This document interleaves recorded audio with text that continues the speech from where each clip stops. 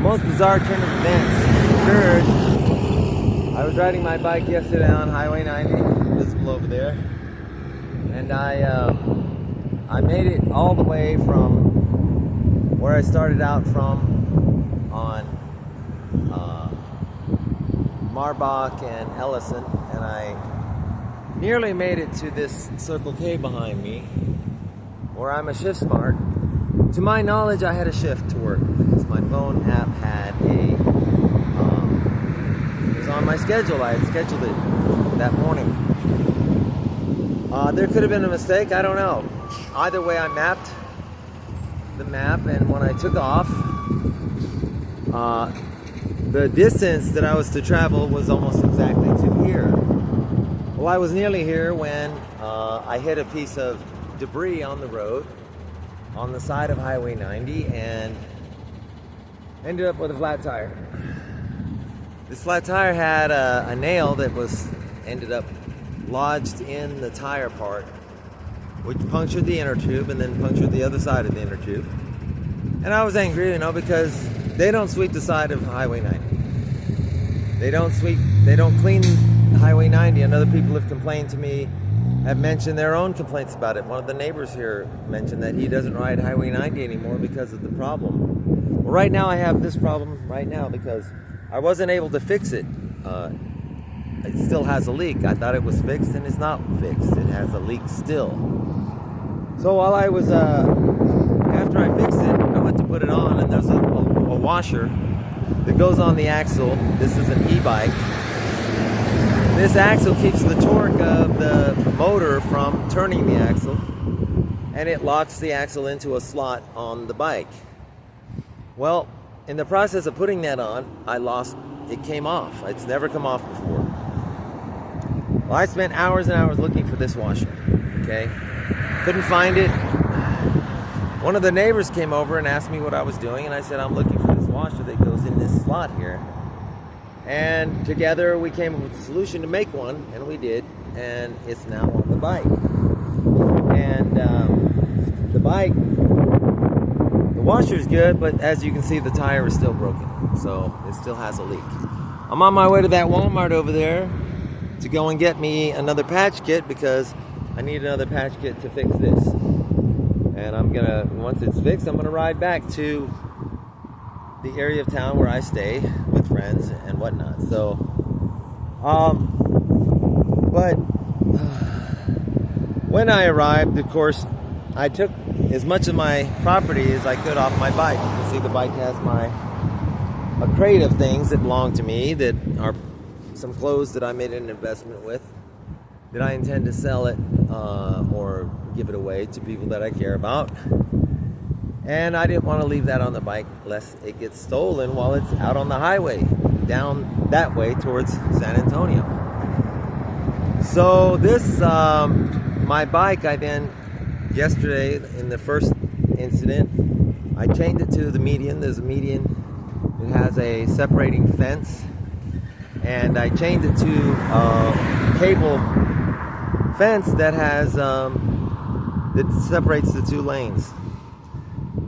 In hopes that, they don't just cut my cable lock and take the bike, because two guys could throw it in a pickup truck and just take it.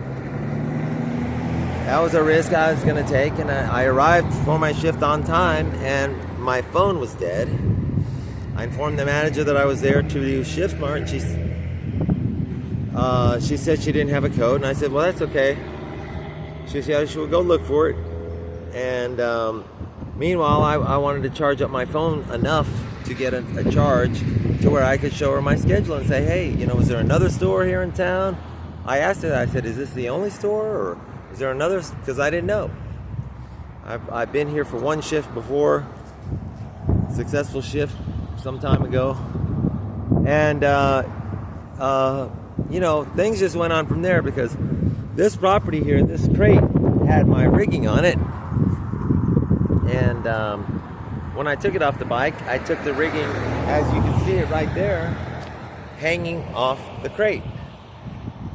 And I placed the crate in the front of the store on a display case.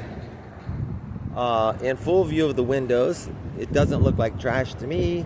And if I had been on shift at the same time, I would have asked, or at least left it there for a few hours to see if someone took it, in case it was someone's property. And if they looked at it, if it was trash, and you look at trash and you see there's trash in there, then it's trash.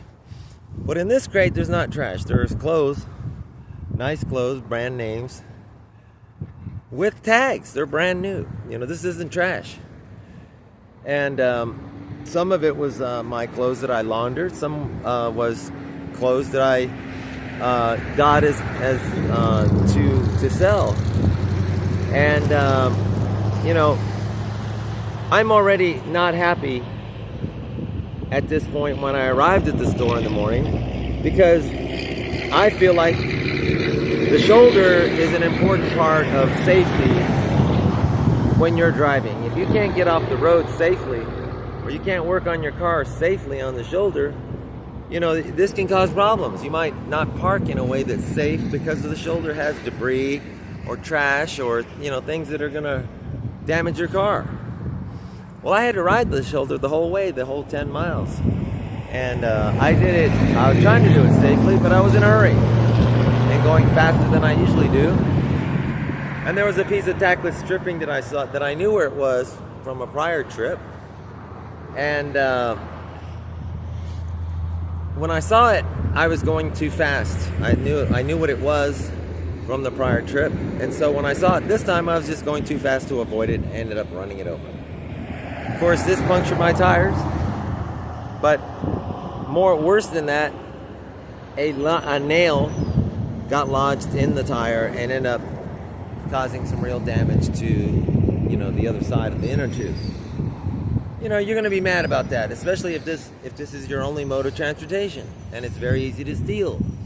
You know, you're going to be angry because the state of Texas needs to care for the highways. We pay for the highways here. Our tax money pays for these highways.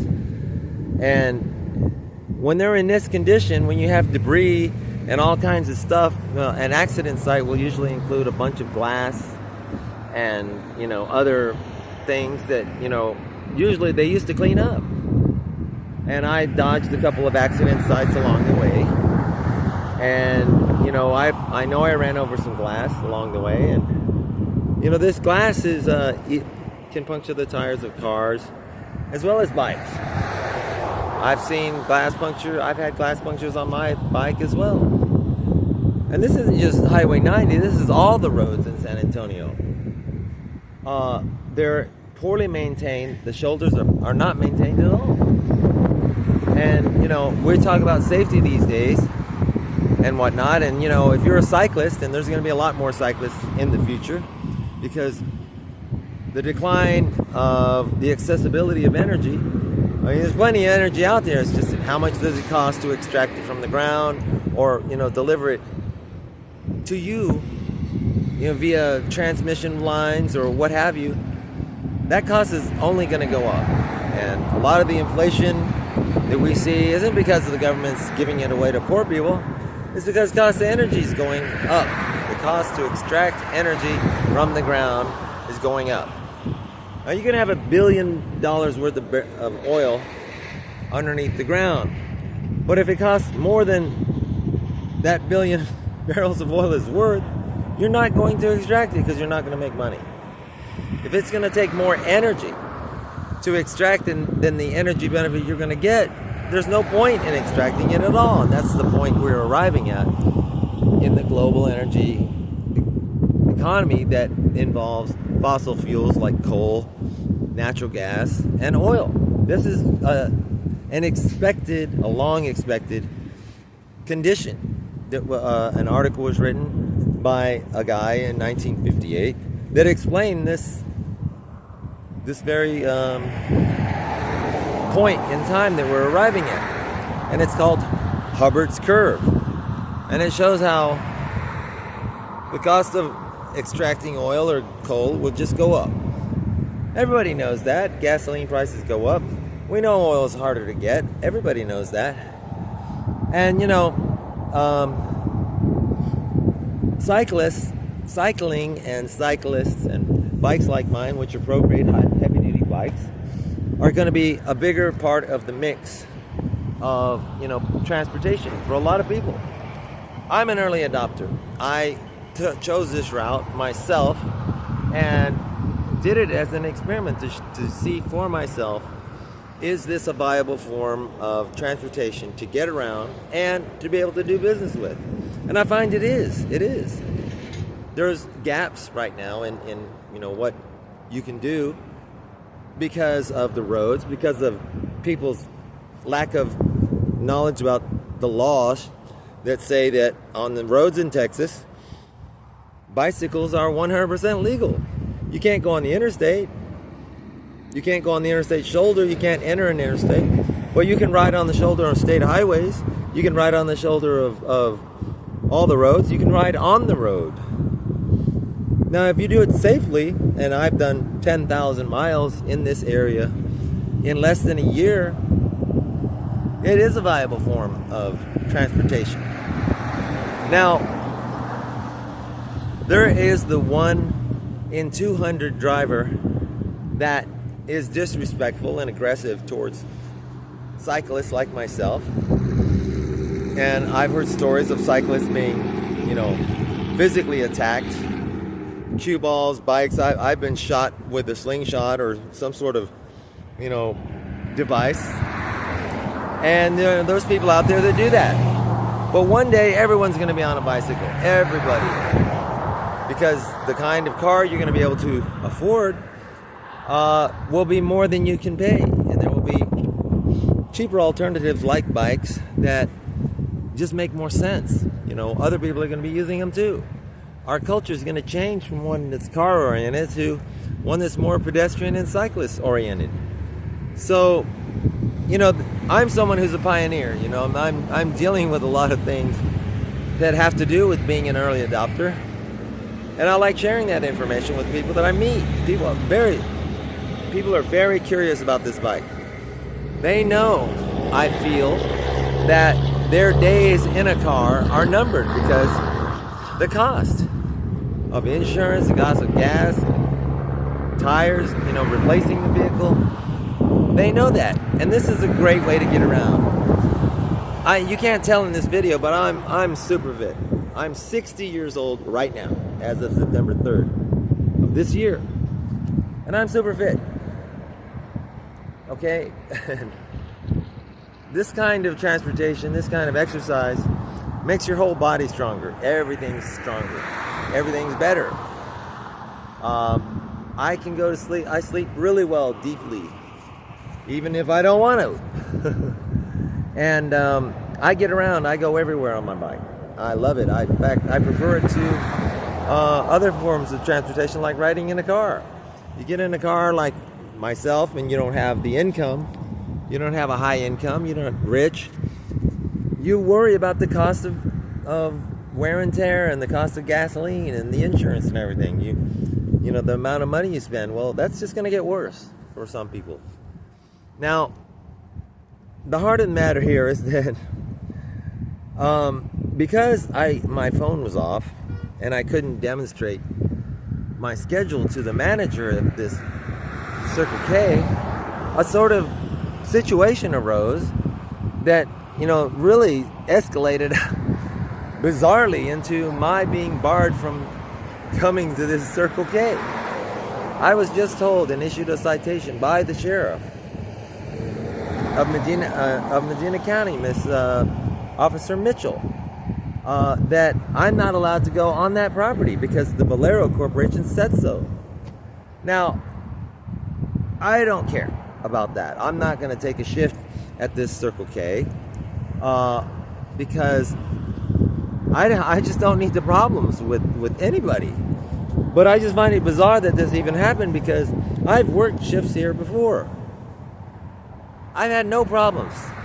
On this occasion, I arrived at before 8 a.m. or right at 8 a.m. And the manager immediately disagreed with me that there was a shift that I needed to be there. I told her I wasn't sure. I said, I don't know if this is the right store. I don't know.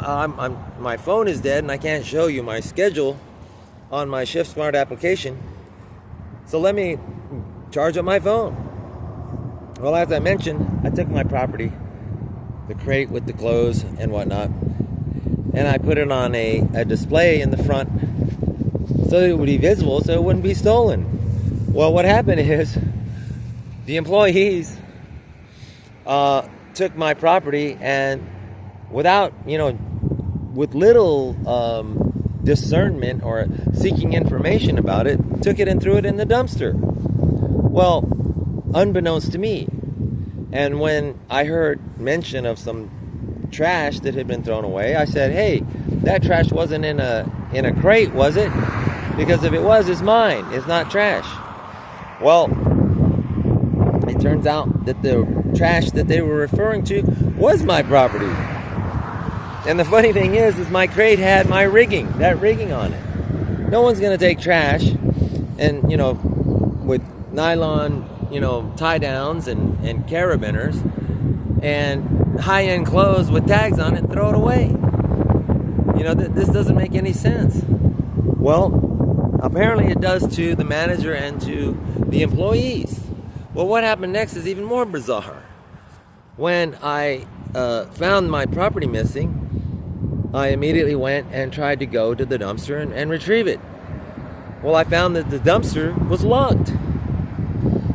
And so I had to go inside and say, hey, can y'all unlock the dumpster, because that trash you threw away, it wasn't trash. It was my crate with some things in it that belonged to me. It's my property. Well, at this point, the manager, I don't know. I'm guessing that she thought that I was being rude. I wasn't being rude. My bike had been left in a precarious situation on the side of the highway. I had to carry that weight and that cargo about 3/4 of a mile to the store. So I'm tired and I'm angry, and I believe in venting that anger. I like to, the way I do it is I like to, verbally vent it and yell out things like, hey, clean the fucking highway. So what? It's not like I'm grabbing a rifle or an AK-47 and gunning people down like some people do.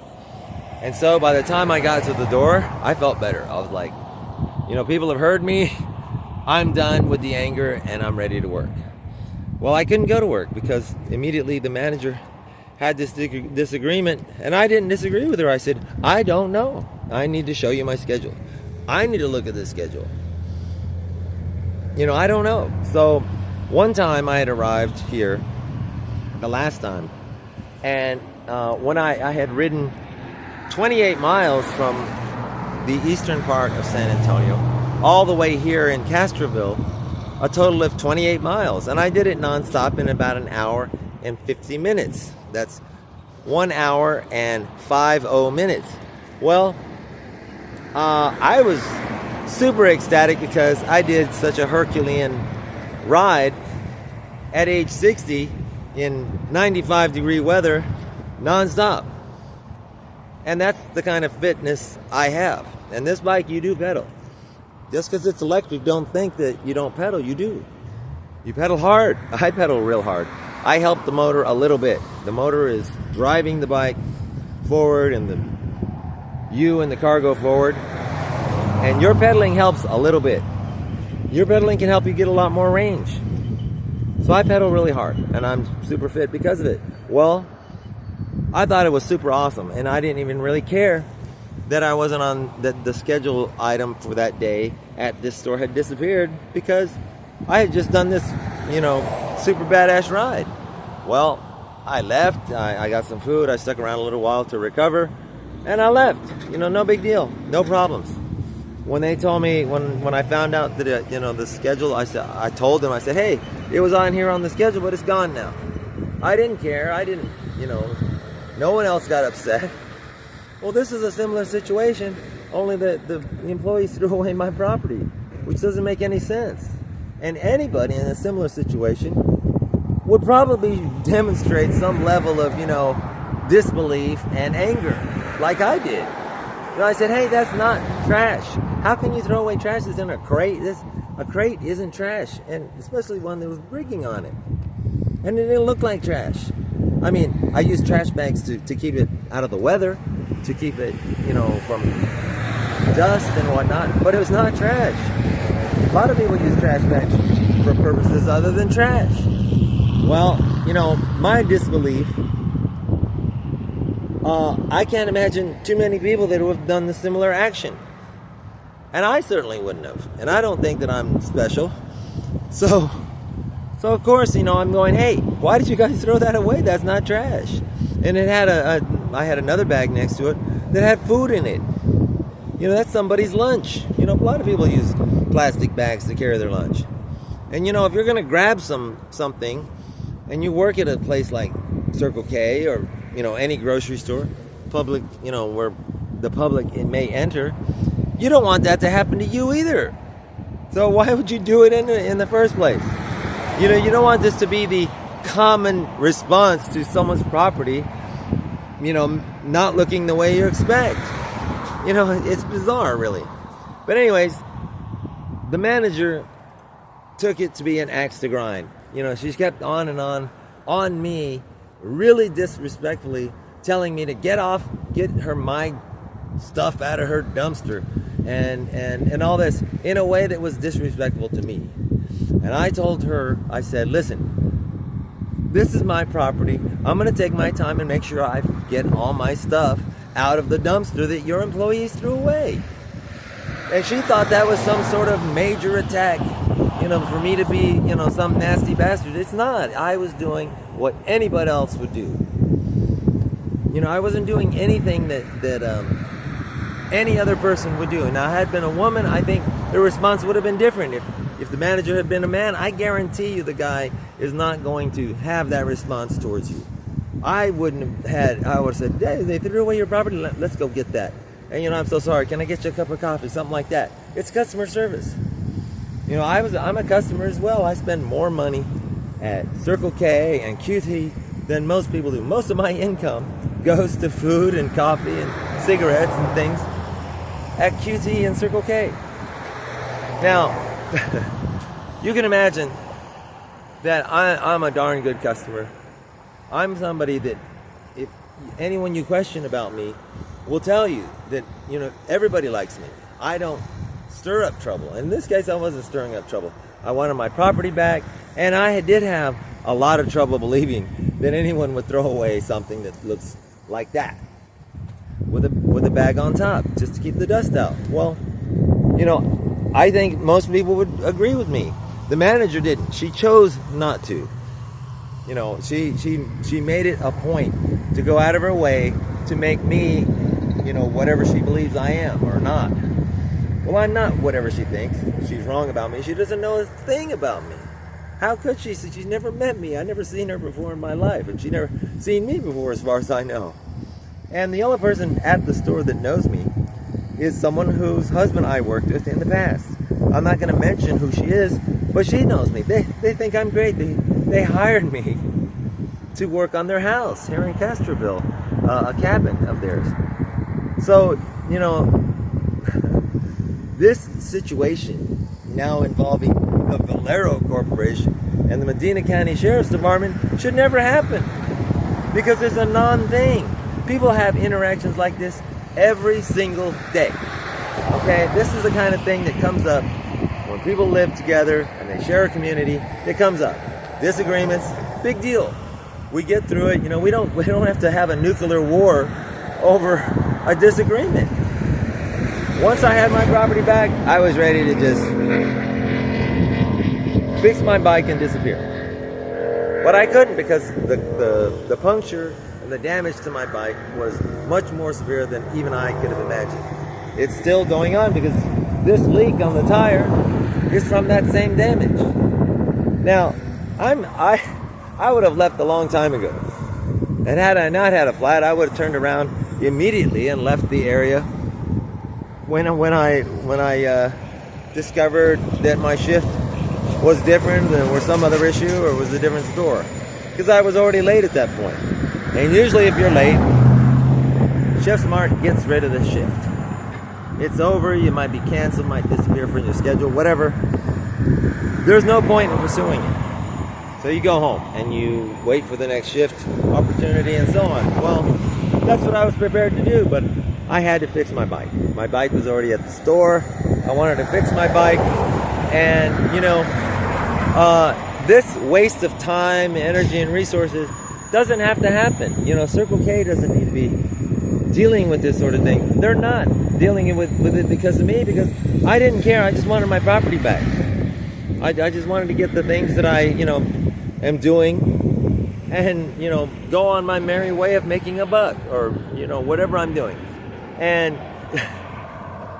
but yet I'm somehow now some sort of criminal in Medina County, and the Valero Corporation has banned me from this Circle K. Well, I don't care. I'll never schedule another shift for this store. That's too bad, because I do great work. I really, when I clean, when I work at a Circle K, I do great work, and I have a lot of stellar feedback to show that that's the case. I like what I do. I take care of business. I'm an independent contractor when I'm on site. My name's attached to it. I'm going to do a fantastic job. Well, this Circle K doesn't get to you know, gain the benefit of my work because of this incident. One time I remember I was sweeping here.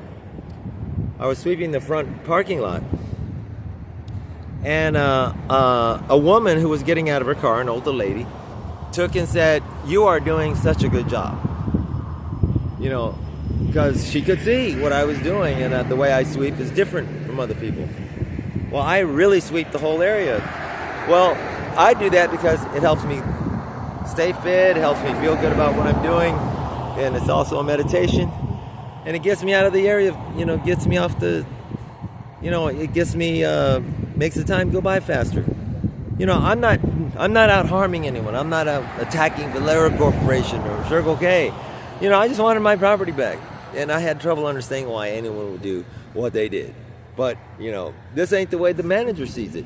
This is, you know, entirely brought on by the manager. I won't tell you the rest, but I got to go now to Walmart and take care of getting a patch kit and fixing my tire. So, you know, this is bizarre. You know, I just wanted to document how I feel right now about it. Thanks.